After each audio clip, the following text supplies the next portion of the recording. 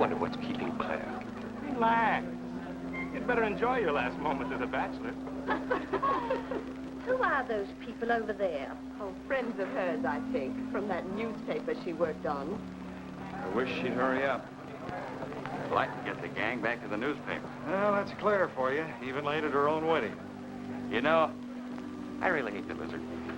What do you mean? Well, I speak now as her editor, not as a disappointed suitor. Claire'd never make a newspaper woman, and you know it. Oh, I don't know. She dug up more hot social stuff than anyone the Tribune had before. That takes talent.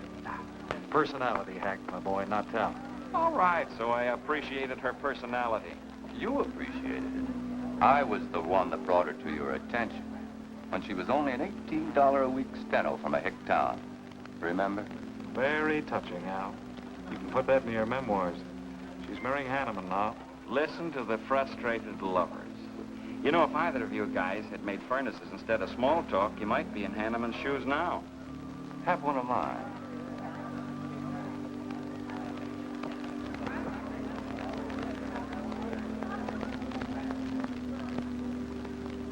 We do have memories, don't we, Les?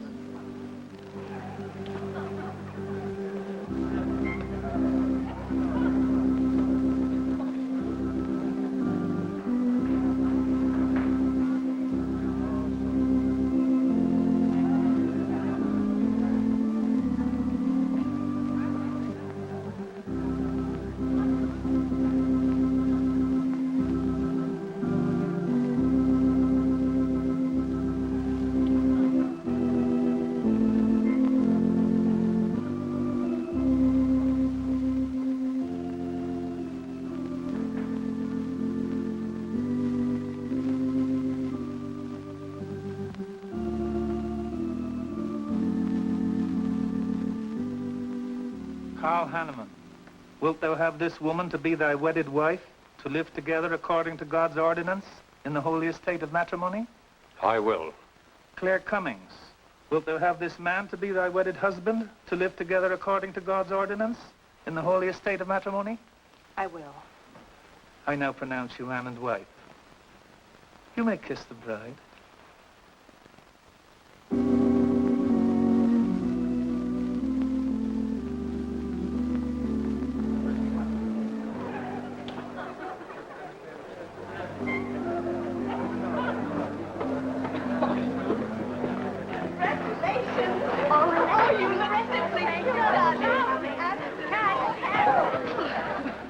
June, don't tell me I'm going to lose another employee. Don't worry, Mr. Doyle. I don't even have a boyfriend. We better go in now and cut the cake. We'll have to hurry, darling, if we expect to catch that plane. I'll be right in. I just want to say my goodbyes to a few of the gang. All right, but hurry. Thank you. Thank you.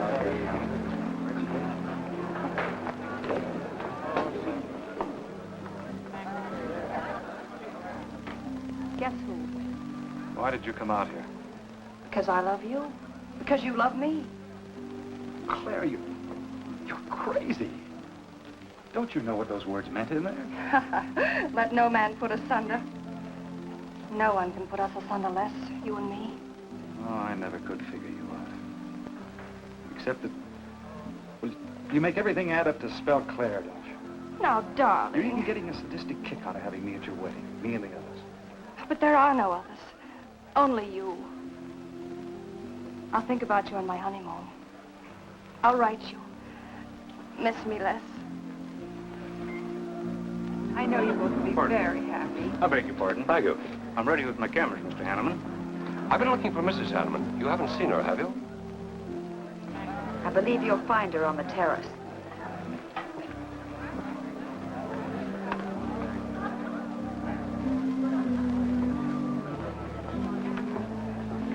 Carl, why aren't you entertaining the guests? I've been waiting for you, my dear. I was detained. On the terrace? Don't you think you were being a little affectionate for a newly married woman? Darling, you're a great big old suspicious bear. That was only Les Burns. And? It was nothing. Just a friendly goodbye kiss. Les did so much to help me with my newspaper career. Why, he's like a brother. You're the only man for me, darling. Ever. They're waiting for us. Shall we cut the cake?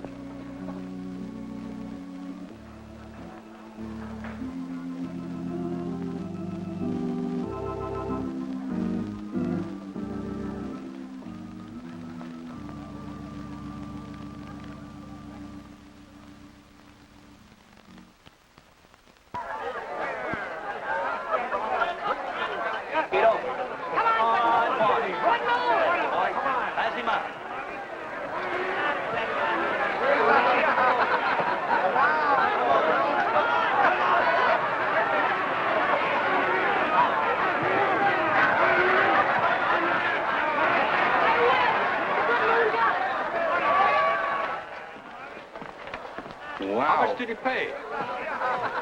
$10.80. $10.80 for two. That's not bad. I win $540. Claire, you mean to say you bet $100 on that horse to win? Of course. In these places, you have to spend money to make money. You see now. I'll put $500 in the second race. High heels. Come on. Wait. That's being foolish.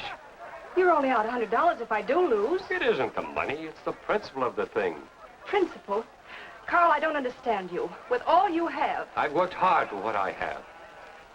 Oh, I don't mean to be a tightwad. A little bet for fun is all right. But I have too much respect for money to throw it away on horses. Of course you're right.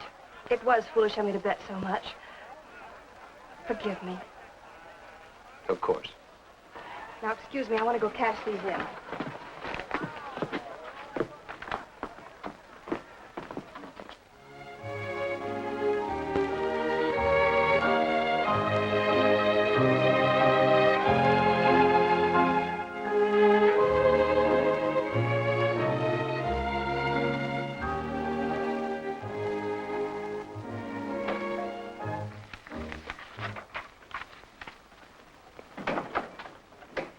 Hello, darling. Miss me?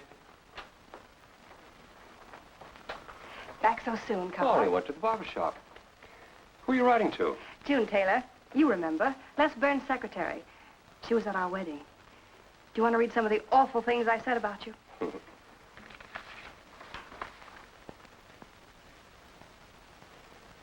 It's hard for me to believe that I'm so lucky as to have a woman like you in love with me.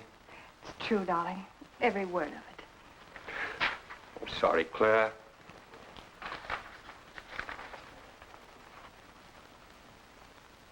My darling Les. To June, huh?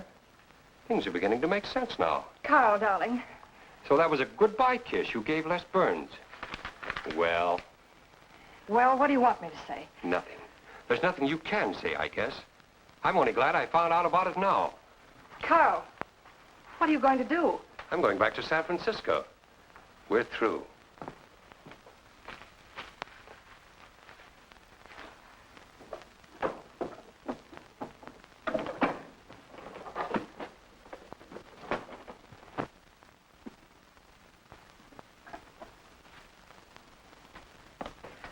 But what am I going to do, Carl? I don't care what you do. But I have no money. Thanks to your great generosity. That was enough for the week's hotel bill. You've got that money from the racetrack. Live on that. You'll not get another cent from me. Oh, no. I wouldn't be too sure of that. I'm your wife, Carl.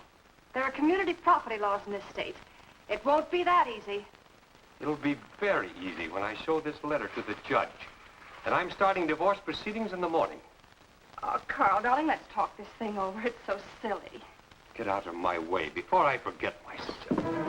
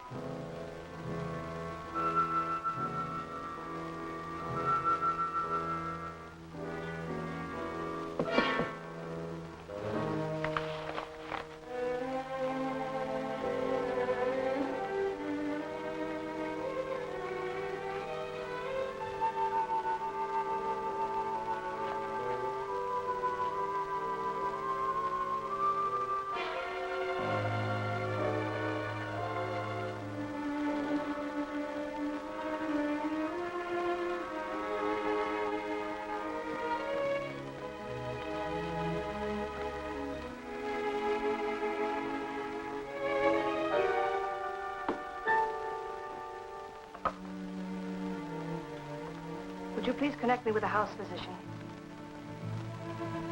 Hello, Dr. Hastings? This is Mrs. Carl Hanneman, Bungalow 9. Could you please leave a prescription for some sleeping tablets for me at the drugstore? I'll be needing them right away. I'm turning in early. No, that won't be necessary. I'm going out for a bite to eat, and I'll pick them up later. Thank you.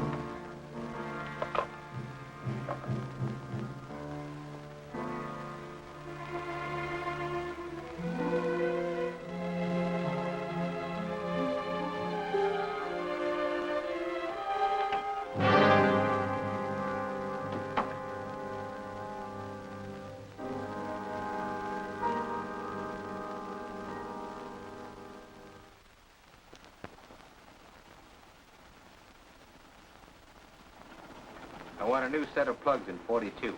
Okay, Blackie.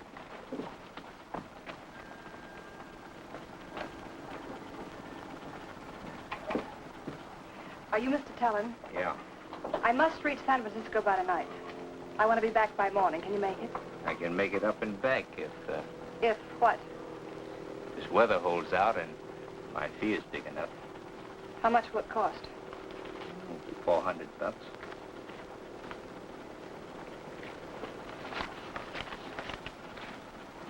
Why, 5? I said 4. I know you said 4. I never made this trip. You never saw me. Understand? Sure. I don't even want to know your name. I'm glad we understand each other. Perfectly. Now, if you wait over there, we'll be ready to leave in a few minutes. Hey, Jack, roll out 41 and let's warm it up. Right.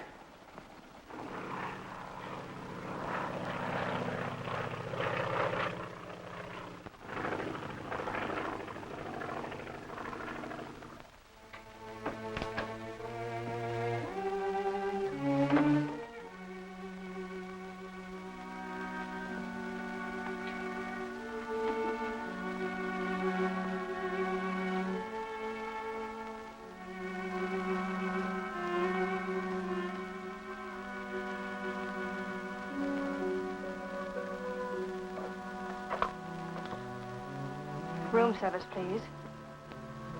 Hello. This is Mrs. Carl Hanneman, Bungalow 9. Would you please send a waiter over with the menu? Thank you.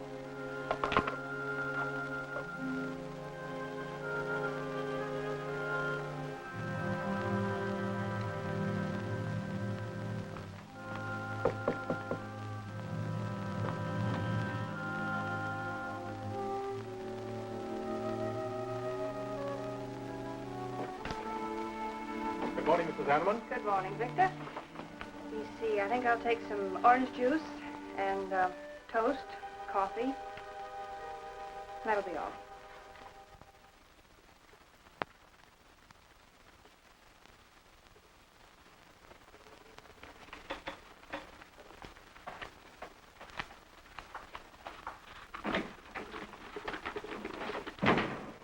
How was the ball game?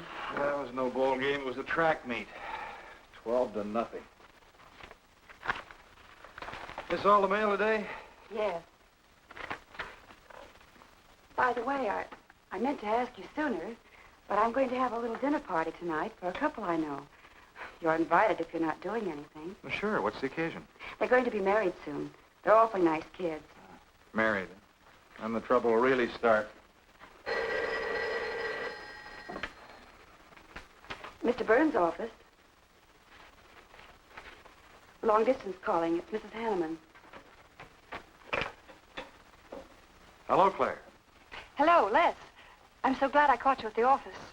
How's the honeymoon? It was interrupted. Carl had to go back east yesterday. Business, he said. He wanted me to stay over, wait for him here. But I'm not. I'm coming back to San Francisco tonight. You think that's sensible? Of course not. But I'll see you again. Look, I want you to arrange a plane ticket for me. Reservations are so hard to get at this end, it'll be easy for you. All right, Claire. I'll take care of it tomorrow. Tomorrow won't do. I'm coming home tonight. Okay, I'll wire you back on the time. I knew you would help me. Be sure and meet me at the airport. I can hardly wait to see you. Goodbye, Les. Goodbye, Claire. June, get a hold of Hack Doyle. Have him get me a reservation on the 8 o'clock plane out of Los Angeles tonight. It's for Mrs. Hanneman. Are you planning to meet her? Yeah. Oh, I guess I'll have to cancel our dinner party tonight. It doesn't matter. Apparently Claire can get anything she wants out of anybody at any time. Can't she?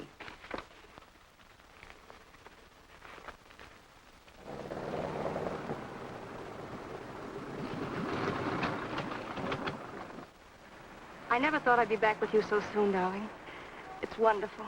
It's crazy. Then why did you meet me? I don't know. I do. Because you still love me, don't you, Les? I'll get over it. I hope Carl stays in New York for a long, long time.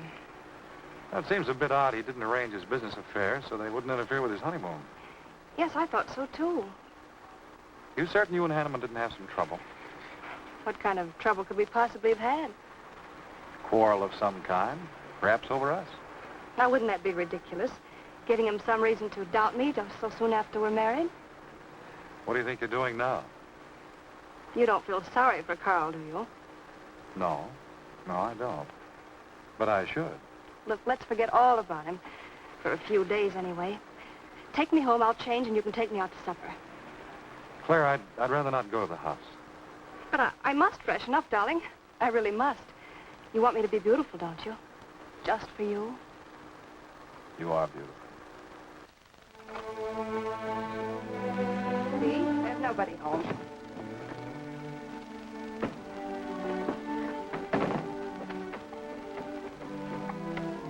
Wait in there, darling. I'll be down in a minute. Come here. Oh, darling.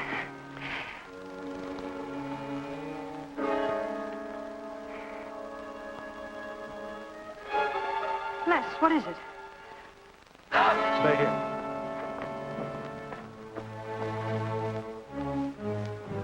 Carl.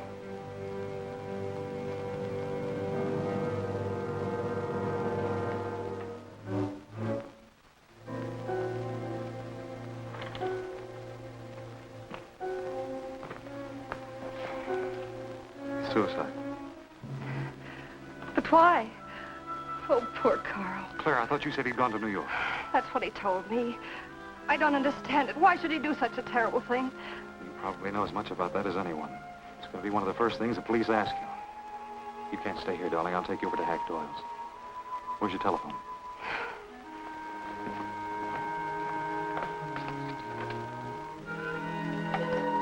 Police headquarters, please.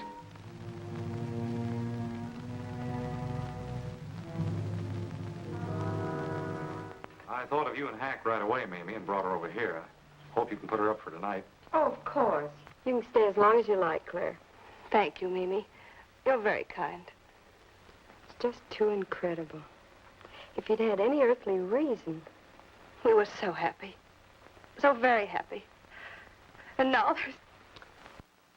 Oh, Hack, Claire's going to stay with us for a few days. Good. Plenty of room. The police are over there now. Murdoch said he'd stop by here later. Sure it was suicide? Fairly sure. But a man in Hanneman's position, a beautiful wife and all that money? I don't get it. I don't either.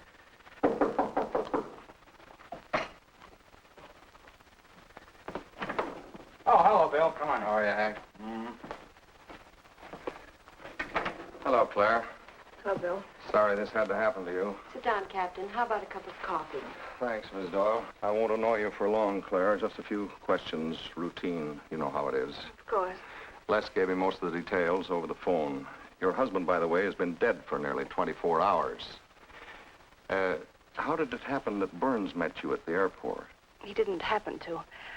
I phoned him from Los Angeles. How come? Well, I was arriving late and alone. I knew Les would pick me up. Do you have any theory as to why your husband came to San Francisco after telling you he was going to New York? No. I didn't know anything about the business. The gun, of course, was Hanneman's. We checked the serial number. Funny there are no powder burns on the coat. Bill, a suicide doesn't always press a gun against his body. In that case... There would be no powder burns, I know.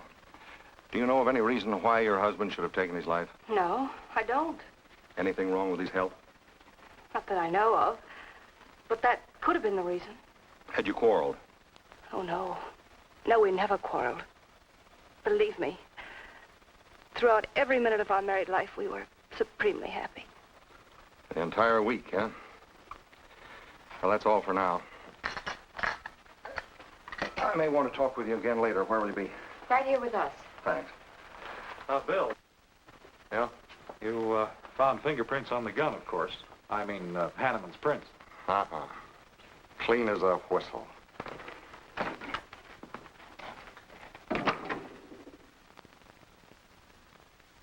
Mr. Burns, that's the position you and Mrs. Hanneman found her husband? That's right.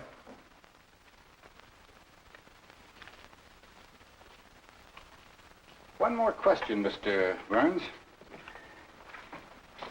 Your testimony at the coroner's inquest said you touched nothing. That's true. Then how did you know the man was dead without feeling his pulse or heart? Mr. Chalmers, I've been around enough to know a dead man when I see one, especially after 20-some-odd hours. You assumed that Mr. Hanneman committed suicide. Why? Well, everything points to suicide. Not in my assumption, Mr. Burns.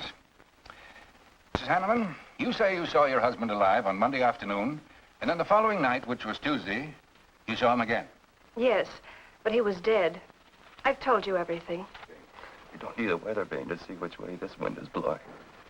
Was it customary for the servants to take a vacation whenever Mr. Hanneman left on a trip and leave the house empty? Well, I don't really know. I didn't give orders to the servants. Carl, Mr. Hanneman ran the house. I hadn't moved in yet. I see that you also assumed that this was a suicide. Naturally, it couldn't have been anything else. That's what Mr. Burns said. According to the Police Scientific Detection Laboratory, the pistol found near the body was the one used in the death of your husband.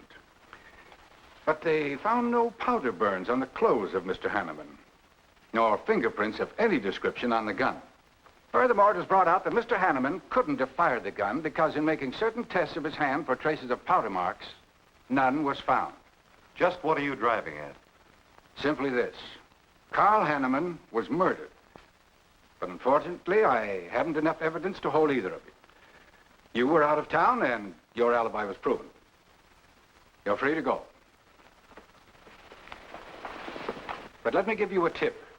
I'm not buying any suicide theory, so the case will remain open.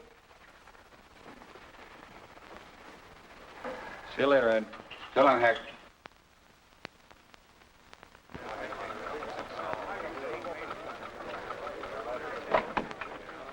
Good morning, Les. Just the guy I want to see. Yeah, about what? Oh, I've been assigned to do the follow-up on the Hanneman case. Oh, how'd you draw that? Oh, I asked for it. Be a dull job because there isn't going to be any follow-up. Just an ordinary suicide. Are you kidding?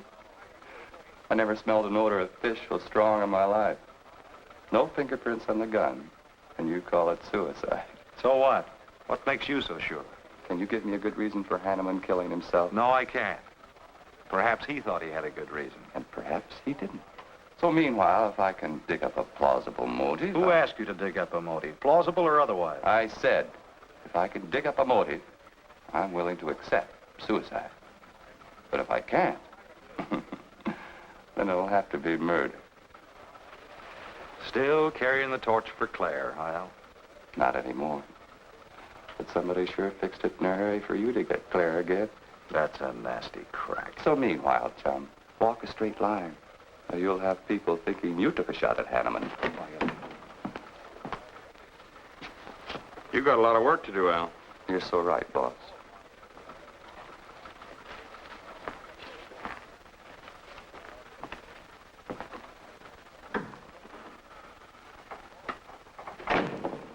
Sorry, Hack. How's Claire taking it this morning? I don't know. She's still asleep when I left. Les, I'm worried about this deal. Police aren't buying any suicide theory. Is that why you put Herrick on the story? Maybe. He might dig up a suicide motive. What's your slant? Well, Hanneman killed himself. Nice try, Hack. You're about as subtle as a punch in the nose. You think Hanneman was murdered, don't you? Maybe I'm protecting someone. It's possible. But I'd like to protect someone if it isn't suicide. Like who? Like you. Who had a better reason? Hanneman's death meant that you'd get Claire back and the $1,000,000-odd bucks. That makes sense to a lot of imaginative characters around this town. I don't believe it for 1 second. But I still think it's safer to sell the suicide theory if Harry can dig it up.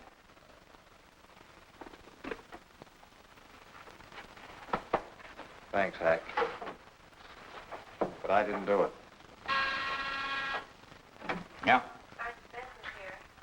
Send him in. Was Claire on the job? Hello, Batson. What's on your mind? The DA would like to see you gents in the morning. Says it's important. About 10 o'clock. What do you want us for? Don't you know? Mrs. Hanneman's already got her invitation. See you tomorrow.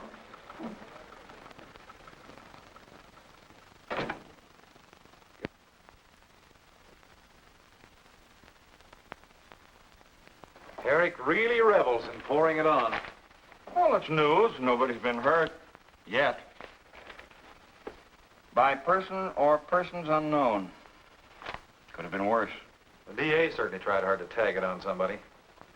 Tell me, Hack, do you think that, well, that Claire could have shot her husband in some way? No.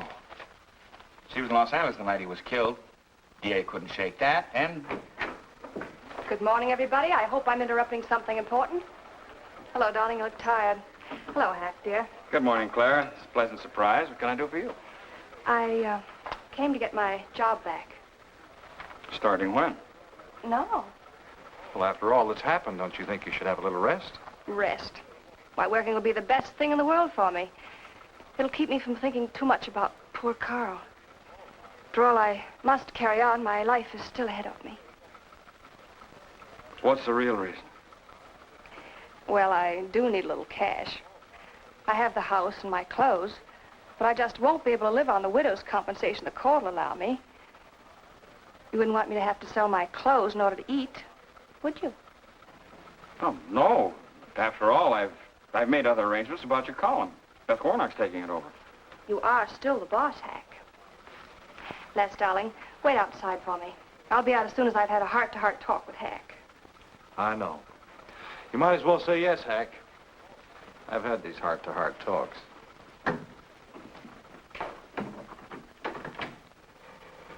You will let me stay, won't you, Hack?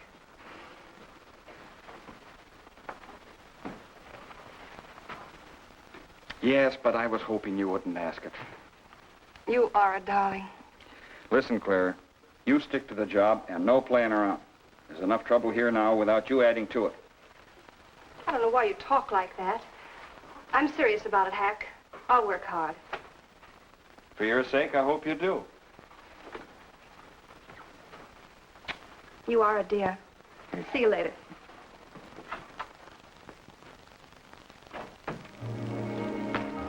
Well, see you later, Al. All right. Hopefully you're friends. Yeah, old friends.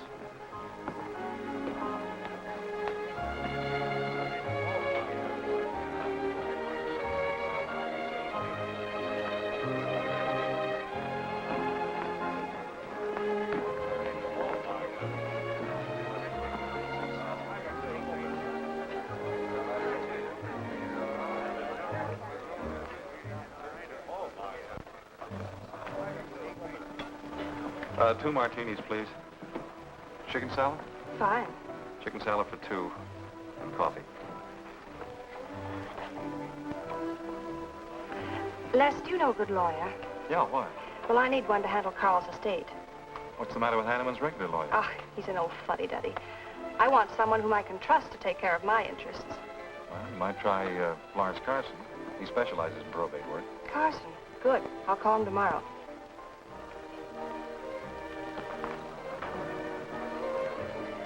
Do I know that man over there? You should. It's Stanley Mason. Our paper's backing him for Congress. Of course. Why, the pictures on his campaign posters don't do him justice. You know, I never could figure that guy. Every time I see him, he's with a different girl. So? Oh, we'll have 4 Manhattans. Make them half French and half Italian vermouth. We'll order later. I'll look after them personally, Mr. Mason. Thank you. Stanley, Isn't that Hanneman woman over there? Yeah, she's very attractive, isn't she? Well, if you like the type. Why wouldn't he be a good man to handle the estate? No. He's too tied up with his election campaign. What are his chances, Les, on going to Washington? Pretty good. Why? That makes him important. I've got to have someone with influence. He looks like the kind of a man who could get things done quickly. Capable enough, I suppose. Probably make a good representative. Personally, I just don't go for him. I want you to introduce me to him. You can do better. Oh, darling, don't be stubborn. I want to meet him. When you want something, you want it right now, don't you? You know what I really want, Les. I know. A fine old name like Hanneman, carload of dollars, social position, the tops. You're forgetting the most important thing. Am I? You see, that's just the frame. You're the picture in that frame. What's that about a frame? Sergeant Benson, won't you join us? No, but Burns here can join me. Been looking all over for you. The captain wants to have a little chat. Now. What is this, a pinch? No, just an interview. It won't take long. It's too bad you couldn't have found me at 10 o'clock this morning. I was in a dentist's chair. I'm sorry, Claire. It's all right, darling. I'll wait for you here.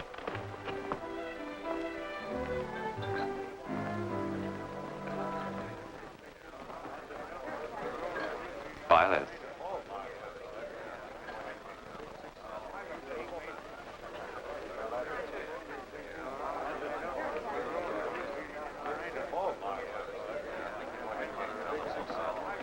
Hello, Al. Don't tell me they finally grabbed Les for murder.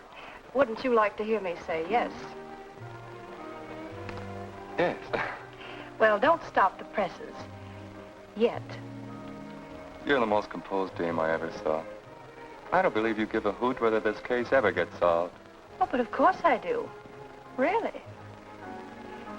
Say, Al, how well do you know Stanley Mason? Quite well. I've planted some of his propaganda. You can do me a favor. A big favor. I want to meet him. Might be a good idea. I remember I once introduced you to a fellow by the name of Les Burns. Promptly lost you. Excuse me.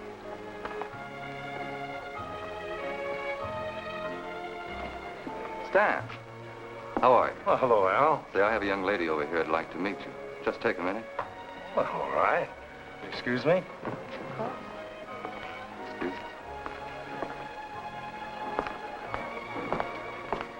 Claire, this is Stanley Mason.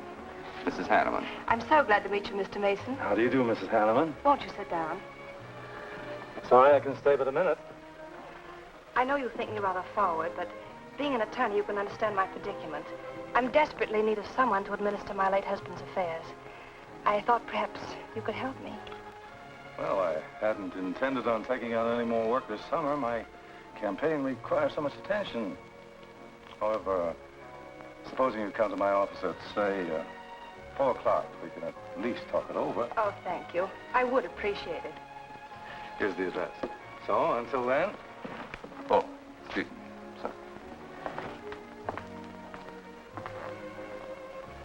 Thank you, Al. Don't mention it.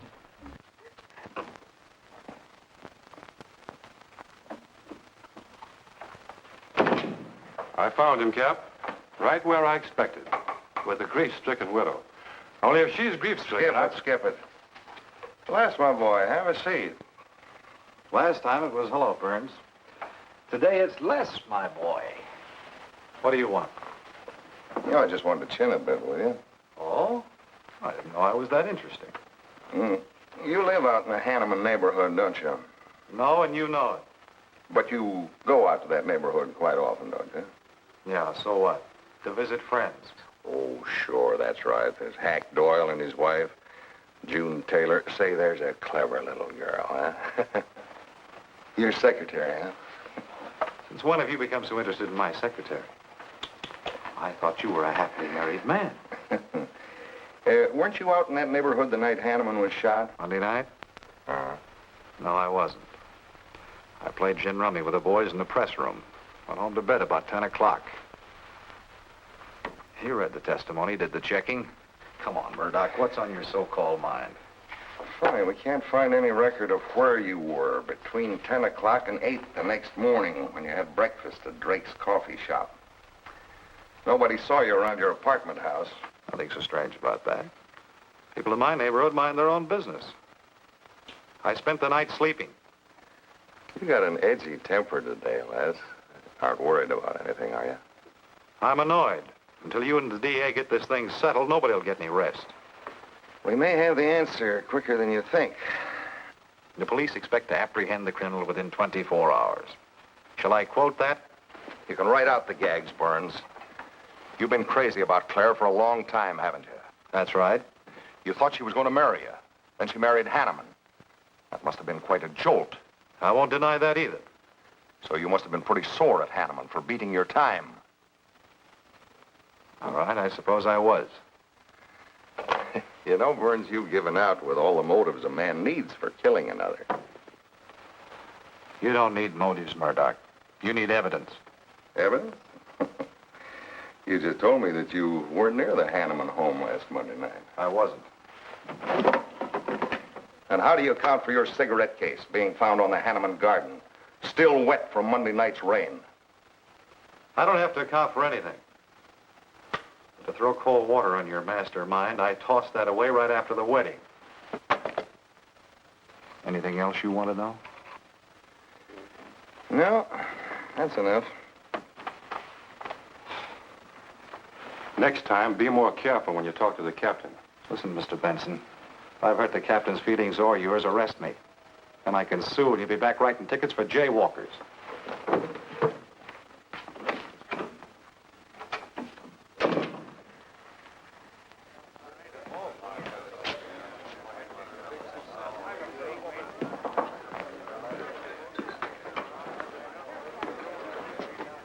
You rent that stool by the month? Well, Lester. Where's Claire? Oh, Claire isn't here. She had an appointment. Did she go back to the paper? No, about this time, she should be walking into the inner sanctum of that courageous and fearless champion of the people's rights. That distinguished candidate for the Congress of these United States. Mr. Stanley Mason. You sound like you're on Stanley's payroll. Mm-hmm. I introduced them. You seem to have a talent for that sort of thing. Thank you. I believe that's all the information I need, Mrs. Hanneman. I can't possibly find words to express my gratitude in your consenting to help me. Oh, believe me, it's a pleasure. A little pressure in the right places should settle the matter quickly for you. Thank you again, and good luck in the elections. Oh, thank you. I suppose you'll be leaving for Washington immediately if you do win. Yes, if I win. You will. I know you will. Well, I really must be going. Oh, can't I drop you off somewhere? I'm sorry. Not this evening. Mr. Burns is taking me home. He's the gentleman you saw me with today. I'll call you tomorrow. Perhaps we can have dinner and talk some more about your problems. Splendid. Goodbye.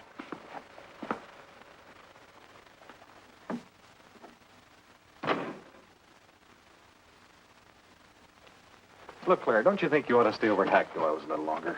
Might be unpleasant. Oh, don't be ridiculous. Come on. Oh, Roberts. Good evening. Good evening, Mrs. Hanneman. We weren't expecting you home. We've made no arrangements for dinner. I've had dinner. Please take my bags to my room, and you and Christine take the evening off. I shan't be needing you. Thank you. Oh, Mrs. Hanneman, I just wish to say on behalf of Christine and myself that we're pleased that you're home, and we'll do everything we can to make you happy. Why, thank you, Roberts.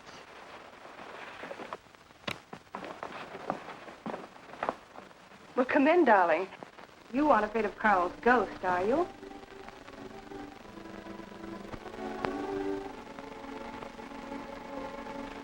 You'll never be happy here, Claire. Nonsense. I've done a little refurnishing. Well, that ought to help a little. Les, what did Murdoch want with you? You had an idea I might have paid a visit here Monday night. You didn't, did you? Of course not. It also seems I had a motive to kill Carl. But of course you did. If you were that kind of a person. Murdoch's only fishing. Well, he knows I've been in love with you for a long time. I told him. You told him? Why not? It's true. You want them to keep working on you, so they'll stay away from me. That's it, isn't it? Yeah, that's it. I said I'd stand by. And you have. And I love you the more for it. You know I do love you, don't you, darling? I think you do, Claire. In a peculiar, mixed-up sort of way. I never should have married Carl. I didn't really love him, but he offered so much. Things I never had. But that's all over now. No, it's not all. And it won't be until they find his murder. They will. And there'll be nothing to keep us apart again. Ever. Claire, if I could only sell myself on that. You've got to, Les. You've got to.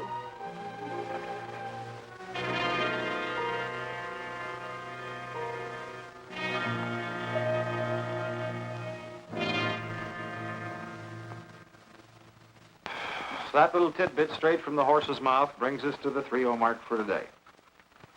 See you around about this time tomorrow. Les Burns. You're pretty sharp today. That's the best column you've done in 2 weeks. Thanks. You say so, it must be all right. Hi, pal. Hello, Harry. Hear about your girlfriend? They dragged her in this AM. Murdoch and the DA gave her quite a going over. Lawyers charging to the rescue, Les. Stanley Mason already beat you to it. What do they want with her, Al? Well, it seems they had a hunch Claire made a fast round trip into town the night her hubby joined his ancestors.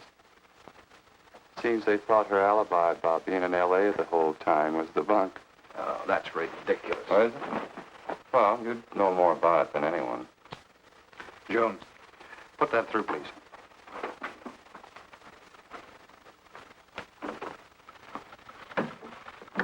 Okay, Al. You're so much smarter than Murdoch. Spill it. Oh, I'm not saying I'm smarter. But I do know Claire better than he does. And I know you. Meaning what? Claire never lost any interest in you before, during, or after her marriage. And that doesn't prove it happened. With all that wampum at stake, this whole thing could have been planned weeks ago by both of you. I'm fed up with your dirty cracks. Now get out! Wait a minute. Look, Junior, one of these days I'm going to be too late and you're not going to have any teeth. Mm-hmm. You're so right, boss.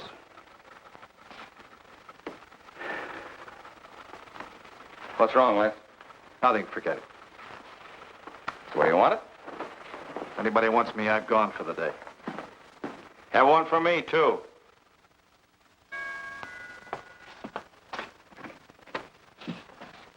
Where's Miss Hanneman? I gotta see her. She in? Why, yes, but she's going out. This is important. What's the trouble, Les? Oh, I've been trying to find you all afternoon. You didn't get back to the paper. Where were you? I was with Mr. Mason. We were talking over the estate. Oh. Looks like you got some more talking to do. It's really only business, Les.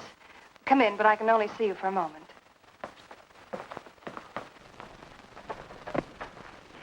You've taken on quite a package tonight, haven't you, Les? No, I've had a few drinks. Sitting over at Renard's. Been thinking things. Crazy things. About me? Yes, you. Murdoch and the DA asking you all those questions. It's nothing to be disturbed about. I'm not so sure. Why do you say that? Were you in this room Monday night? What? Why, you know I wasn't. I don't know anything. But I wouldn't lie to you. Have I ever, Les? Claire, there's only two people who could have profited by Hanneman's death. I'm one of them. You're the other. Why, how dare you come in here accusing me? You only married Hanneman for this. You've admitted it a dozen times. But I didn't kill him. How can you even think it? I didn't kill him. I didn't say you did. But if you know anything, you've got to tell me. Were you in this room Monday night? No. You might have come in, seen someone. I've got to know. Stop shaking me. Then tell me the truth. Let go of me. I thought you were going to stand by me. Why, you're drunk. I'm only trying to help you and me. Huh. Help me. You're accusing me of murder. How do I know you didn't kill him? You were in town. Claire. I've as much right to accuse as you have. But I'm not accusing you. Get out of this house. I once said I couldn't figure you out. I can now. You're not a normal woman. You're not warm. You're cold, like ice. Yeah, like ice. Blonde ice. Get out of here.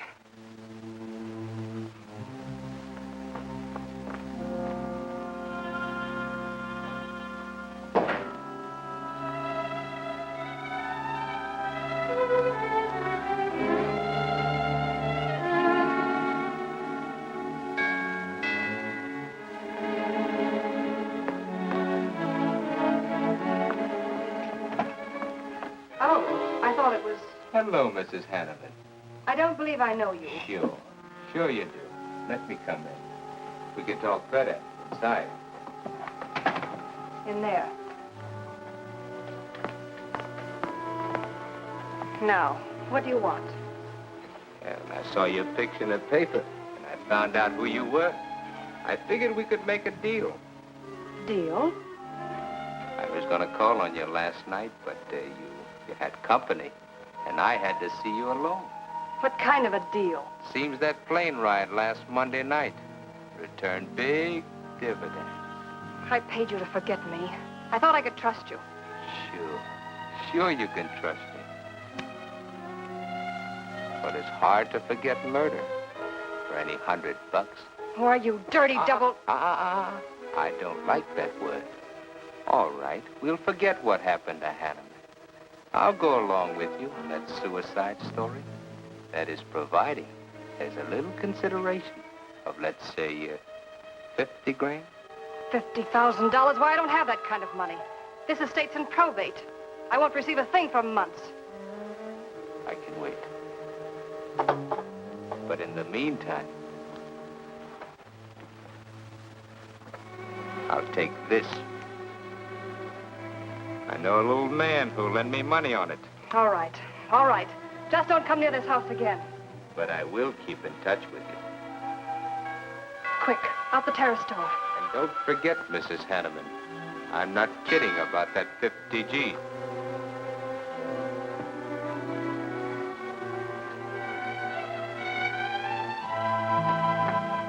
I'll get it, Roberts. Yes, ma'am. Stanley, darling. Thank you. Well, he isn't at Bernard's either. Oh, I hope nothing's happened to him. He'll turn up when he runs down or runs out to go for drinks. Say, you write his column all by yourself? Somebody had to do it. I hope it's fit to print. It's good. Nice of you to cover for him, too. Do you really think he's all right? Sure. I'll find him later. Don't worry about Les. He's probably getting more poison out of his system than he is into it. I hope.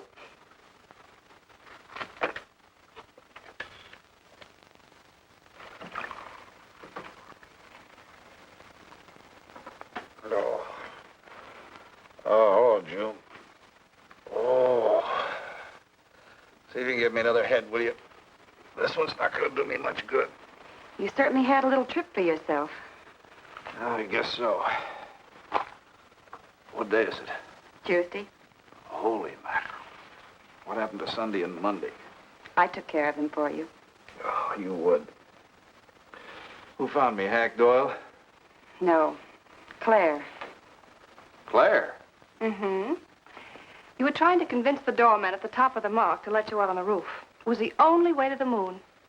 Oh, brother. The moon? Looks like I wanted more than a little trip.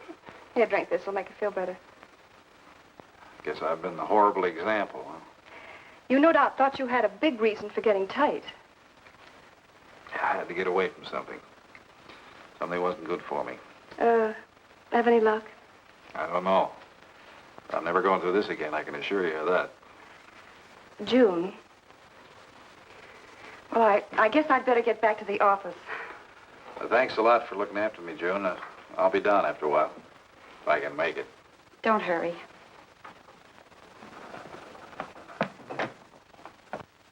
Les, I wonder which hangover you'll recover from first.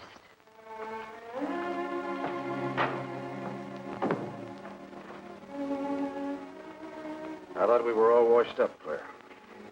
Les, for everything I said the other night, I'm terribly sorry. I guess I was a little mixed up myself. Forgive me, darling. I must have been out of my mind to say such awful things to you. I realized the truth later. You were afraid for me because you loved me. That was it, wasn't it? Yeah, maybe it was. I just couldn't believe that. Look, let's forget all about it. We know there's nothing to worry about. There never was. We know that, don't we, Les? Sure, Claire. Sure. Oh. Here's to our new congressman.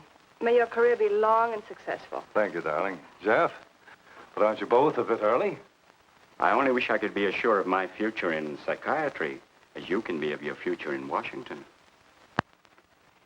Doctor, you were analyzing me at dinner, the workings of my mind. Do go on. It's very interesting. I've never been psychoanalyzed before, and your deductions amaze me. Claire, I warn you, if Jeff continues, he'll have you convinced you're batty. Simply because your father ran away with another woman and your mother was relegated to hard work. Stanley doesn't quite believe in the powers of psychoanalysis, Mrs. Hanneman. But if either of you could spend a day in my office listening to some of my patients, you'd see the logic of my deductions. Or any psychiatrist's, for that matter. Oh, don't mind Stanley's cynicisms, Doctor. Yes, Robert? Telephone for Mr. Mason. Excuse me. Certainly. I was telling you at dinner that I believed that money, clothes, adulation, etc. was a necessity with you. That some people are impelled towards an objective without even consciously knowing why. Is there something criminal in my being ambitious? Why, no. Criminal? Of course not. Unless your ambitions take a perverse form. Then you'll stop at nothing, right or wrong, to get what you want. They say the female of the species is deadlier than the male. Go on, Doctor. Sorry to interrupt, darling. It was my campaign manager. He arranged a last-minute radio interview for tonight. I'll have to leave. You can drop me off downtown, Stanley. I'll get my coat. All right. You forgive me, darling? Of course, honey. I'm so proud of you. Oh, I almost forgot the good news. I had lunch with the DA this noon. It looks like Hanneman's murder is going to be filed away under crimes unsolved. It's their opinion that it must have been done by a burglar. Oh, I'm so glad, really. Now I'll be able to go with you to Washington with a clear conscience. Say, you haven't told any of your friends about our plans, have you? Oh, no, of course not. Good. We'll surprise them tomorrow night. Yes, we certainly will. Ready? Yes, thank you.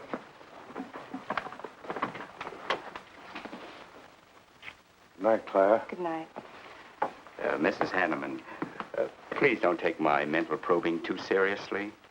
You're a very charming hostess. So don't worry. I never worry. Good night. Good night.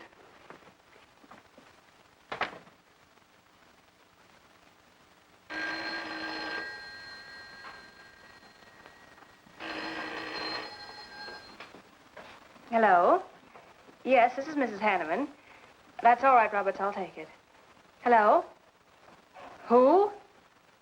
How dare you call me here? I had to. I'm in a jam. I need some dough, and you've got to help me. The estate isn't settled yet. I told you I don't have any money. Don't give me that. You're a smart girl, and if you haven't got it, you know where you can find it. I need at least a couple of grand now and tonight, or else I go to the cops. I got nothing to lose. I have about $700 cash in my jewelry. All right, bring it along. Meet me at the end of the Old Valley Road. Be there in 20 minutes.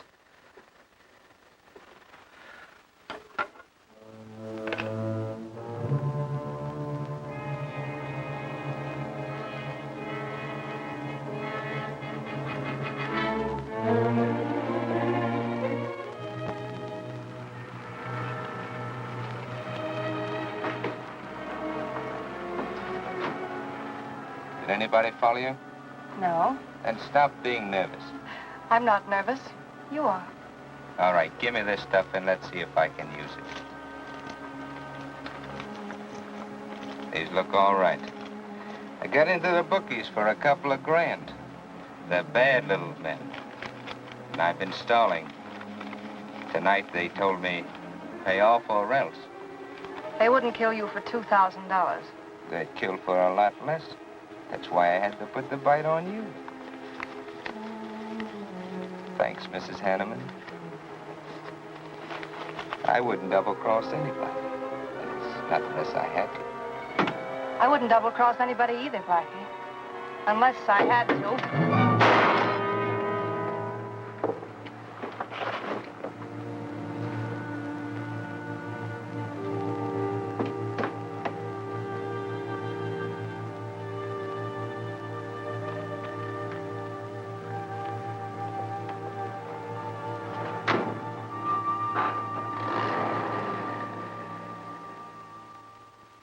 The first returns have been received from the 12th precinct. Mason, 311, Jeffers, 282, and Allen, 91. That just about cinches it. If I can do that well in the 10th, I can carry them all.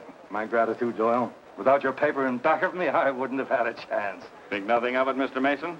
We're glad we backed the right man. Well, it looks like you're in, Mr. Mason. Congratulations.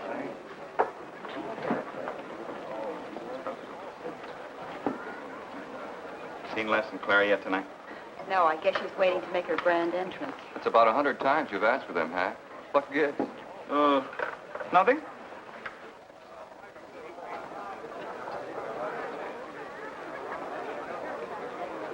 Mr. Doyle, looks like we have a new congressman. Yes, it does. I'm sure he's going to be a good one.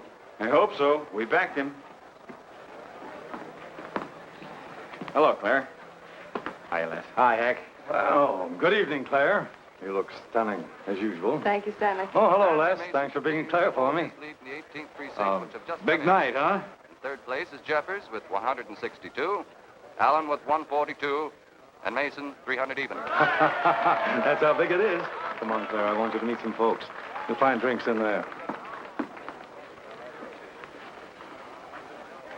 Look, Les, there's something on my mind. I want to tell you about it. You better have a drink first. Sure.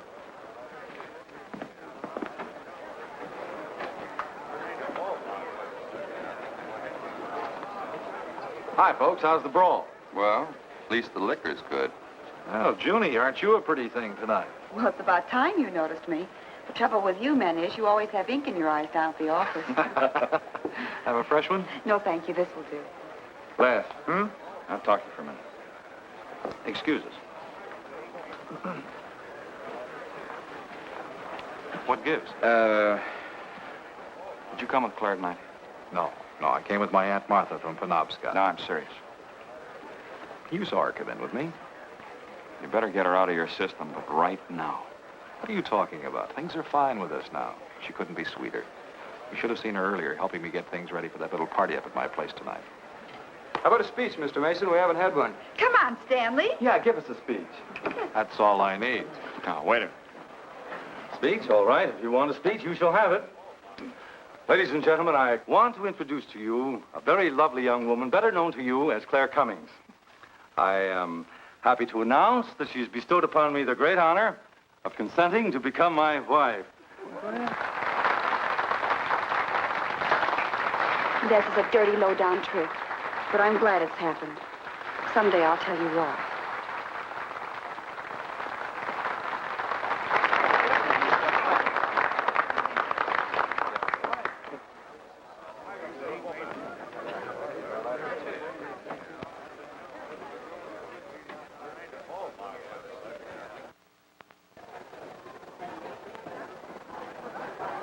All the Thank you, happiness in ladies. the world, my dear. That was quite a speech you made, Stanley. Surprised, Jeffrey?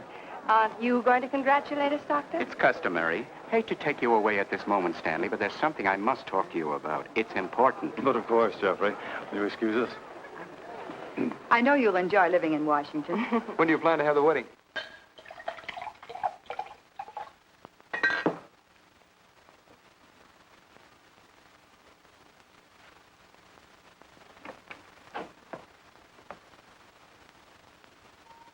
Don't look at me like that, darling. And what are you doing here? I wanted to see you alone. Sure, not a husband in sight. Dead or alive. I didn't have a chance to explain. No one can put us asunder, Les. You and me. It was more effective last time with wedding music, remember? Oh, you're cruel. I didn't mean to hurt you, and you are hurt, aren't you? That's how much you bother me now.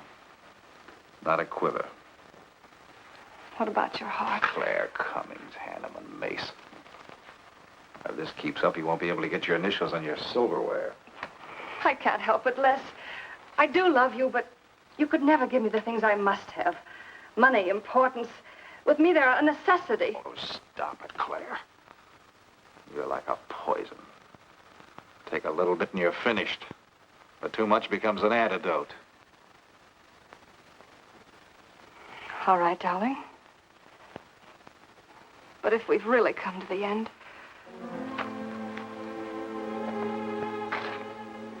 Stanley. Do you mind, Burns? I'd like to say something to my fiancée, alone. Not at all, Mr. Mason. Not at all. Go right ahead.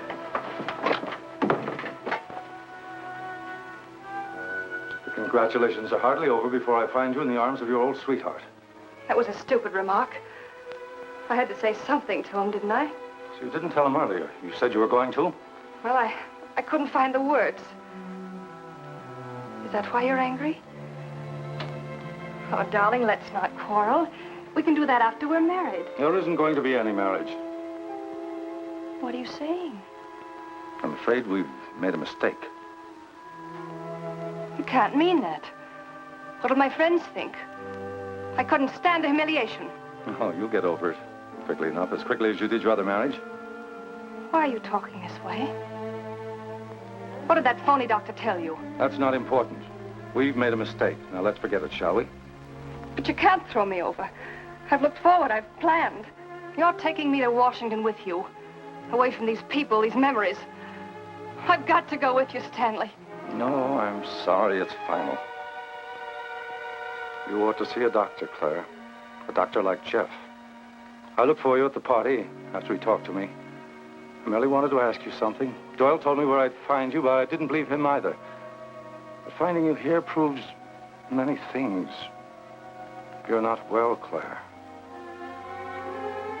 All right. I didn't mean to crack up. At least we could have a farewell drink together. No hard feelings, really. Why don't you fix some for us? I must say you're being regular about it.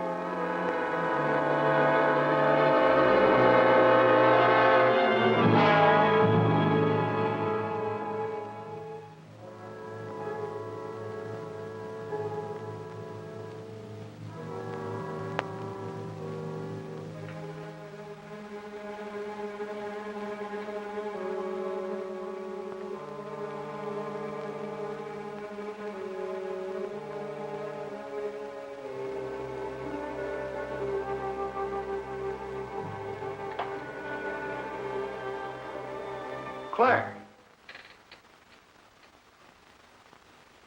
What have you done? I did nothing. You killed him, Les. I killed him? Don't you remember? You came in just a few minutes ago. You saw us talking. You looked funny. Crazy. You said you were going to kill Stanley because he stole me from you. So you picked up the knife and you stabbed him. You're out of your mind. No, I'm not. You're insane. No. No, I saw you do it. You dropped the knife and you ran out the door. I tried to stop you. Came in just a few minutes later. Right now. You murdering little idiot. Les, don't! Mason, you won! Alan just conceded the election! You're going to... You're gonna go. You made it on its minute right there.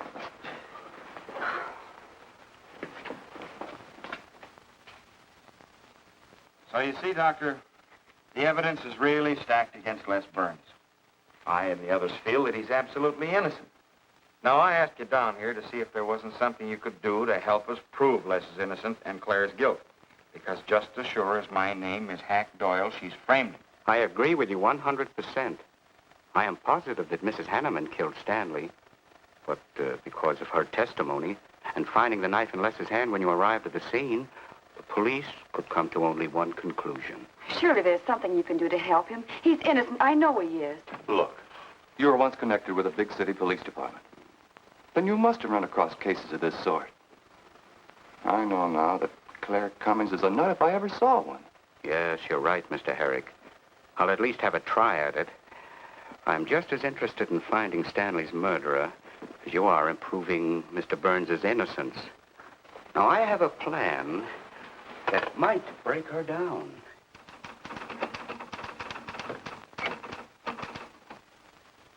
Well, good morning, Dr. Clippinger. To what do I owe the pleasure of this visit? It's no pleasure for me, Mrs. Hanneman, I assure you.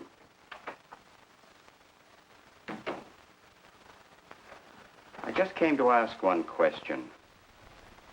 Why did you kill Stanley Mason? What? How ridiculous you are, Doctor. Am I? You see, I had a talk with Stanley last night concerning your betrothal and advised him against it. It's safe to assume that when he came to tell you there wouldn't be any marriage, you killed him in a fit of anger and then concocted a story to implicate Mr. Burns. It's the most absurd accusation I ever heard. You seem to forget that Les Burns' fingerprints were found on the knife and that he was seen standing with it in his hand. But please have all the facts, Doctor. Not all of them. All they need to convict Les Burns. Do you mind if I finish my column? No.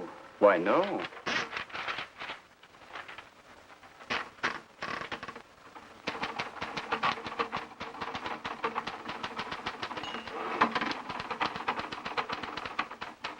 I suppose you'll tell the police I killed Stanley and give them that fantastic story to back up your accusations. It won't sound so fantastic to them, Mrs. Hanneman. I discovered one or two other flaws in your story. They'll laugh at you. It's insane, absurd. Oh, you're wrong. You see, I've spent my life delving into distorted minds like yours. I worked for the police for many years as a consulting psychiatrist. You sound more like a hypnotist. And I'm quite fed up with your insane theories. Now, Doctor, looking for something, Hack? Police are on their way. Police? What for?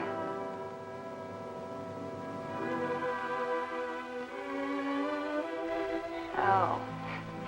I see the three of you dreamed this one up. Well, as long as you're going to have me arrested, you might as well read my last column. Go ahead, read it, Hack. Read it out loud. I killed Stanley Mason. I killed Carl Hanneman. I killed Blackie Talon. You didn't know about Blackie, did you? You hid that story on page 5. Unsolved robbery and slaying. I killed Stanley Mason because he no longer wanted to marry me. Stanley Mason was the top of the ladder for me. The top rung. I had money. And now I was going to have position. He was taking me to Washington with him. I could leave then without making the police suspicious. Clever of me, wasn't it? Why did you frame Les Burns? Why? Because he caught me with blood on my hands. Because at last even he had discarded me. I never loved any of them. You, Al, Hanneman, Mason. But Les, I wanted to hang on to him. He was of no use to me, but I couldn't let him go. Maybe I did love him. Hello. Miss Cummings? No, she's off. I'm glad you confessed, because you never could have gotten away with it much longer. I would have, but to you, Dr. Clippinger.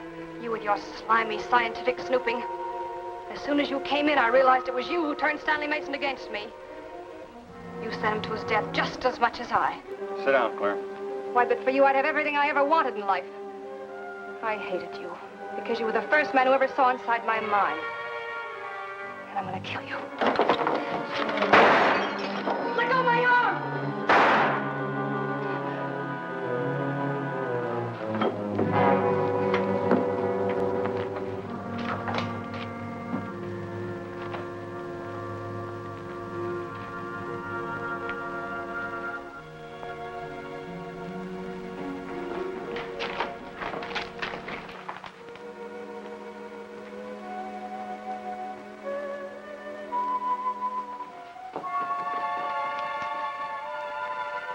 You were a little late, Murdoch. Well, it was probably better this way. I can scarcely believe it. A woman as beautiful as that. You didn't know her very well. None of us really know her very well.